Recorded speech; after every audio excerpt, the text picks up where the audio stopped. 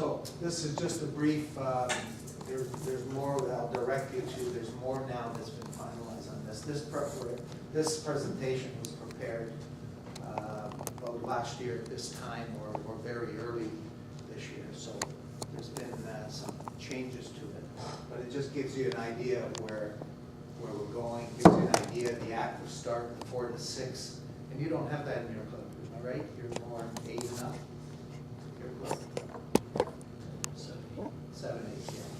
But basically, the active start is basically, just fundamentals. It's not important whether it's soccer or not. We have an excuse that it is soccer because we throw a ball in. It's more about, activity. The fundamental stage, as you see, is starting to be broken out 6 to 9 for males and 6 to 8 for females. And small-sided games, of course. Learning to train, those are the ages.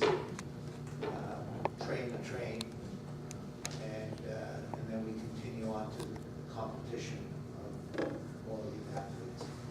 Has anyone here taken a recent coaching course within the last year? So you have, when, this past year? Yeah. Which one was it? The one for the U9s, Okay. learning to train. Or fundamentals, which one? No, it was training learning to train. Yeah, okay. And how'd you find it? It was great. Was it? Yeah, I like the practical stuff. The people that were running it were fantastic. Yeah, very good, very good. So there's been changes to that. We'll talk briefly a little bit later. So obviously, right now, this is a long presentation. I'm going to move through this. Right now, our pathway for players is messy.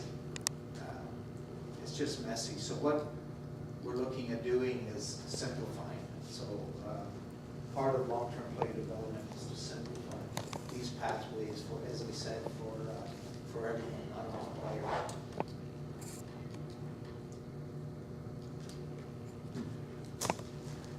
That's, believe it or not, that's what's happening now in our province and in our country. There's just, and you can't read it all. Don't even worry about it. But basically, it's all fragmented and it's all over the place. There's all sorts of different leagues and structure, and so a decision's been made to kind of clear that up. So the best practices for long-term player development, as compared to what we presently do. And the discussion becomes competition. Discussion becomes winning and losing. So how do we deal with it as coaches? Because you play in leagues, you play in organizations, you play for something generally. So the adjustment from now 12-year-old and below is to still play, to still coach, to still compete, but there's no standings, there's no measurement at the end outside of development. All right, so it's not about a trophy, it's not about a standing, it's more about the development and how the kids are developing and where they're going. Okay, so that's the philosophy on long-term player development. So what's been put together in Ontario is the Technical Advisory Council that put together with some people that have been around in the game. Basically, it's about focusing in on this task. The OSA has been looking at the activities on coaching, communication, competitive structure. That's what they've been working on. There's been changes made in the coaching side with the new clinics that have been put on. There's more and more communication coming out, although I'm not sure that you necessarily received it, because when I'm asking about long-term player development, there's some uncertainty.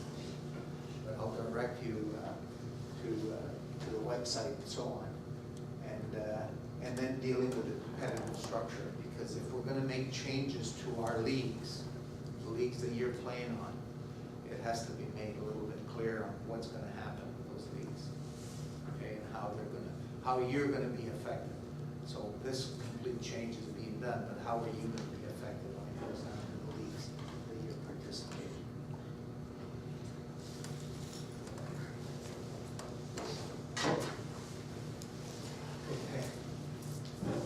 Okay, so the principles of the TAC is basically, everything is based on the need for the players and putting the players first. Not the coaches, not the adults, the players, about development.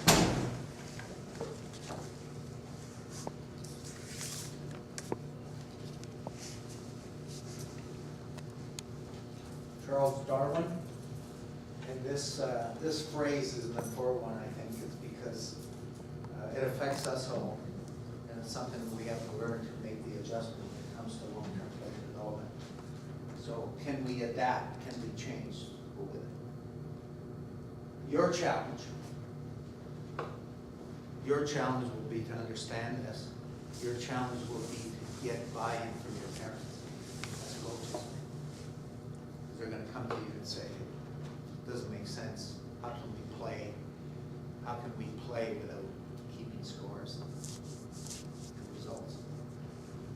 The trade-off is, if you've ever had the experience of allowing good young players to play freely, not worry about making mistakes, playing freely, trying things, if it doesn't necessarily work out, encouraging change, encouraging decision-making, empowering them to make decisions when they're in a difficult situation and not worry about the results. It's a fantastic thing that happens. It takes a process because the kids aren't necessarily used to it. But the whole freedom of thinking and so on, without the pressure that we put on them when we keep scores and we put on them as adults towards obtaining results. So the goal is a long-term goal. The measurement of this will really be in about 8 years from now, how all this is going to work. That's when we're going to start seeing results. I think it's going to take us a couple of years on transition. It's going to be very difficult for us all, the transition that takes place. Okay? But obviously it's a process that this is going to be implemented over a period of 8 years. So it's going to come in stages, okay, just so you know.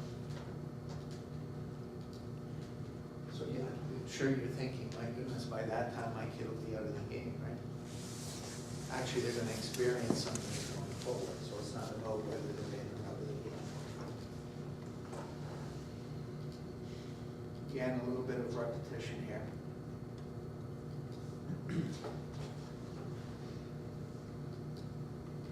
That's why I was looking for the shorter one, Joe.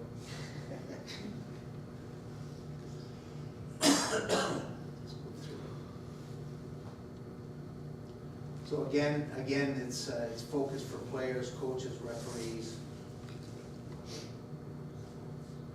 Clubs are the hub of the community, of the soccer community. So it's important.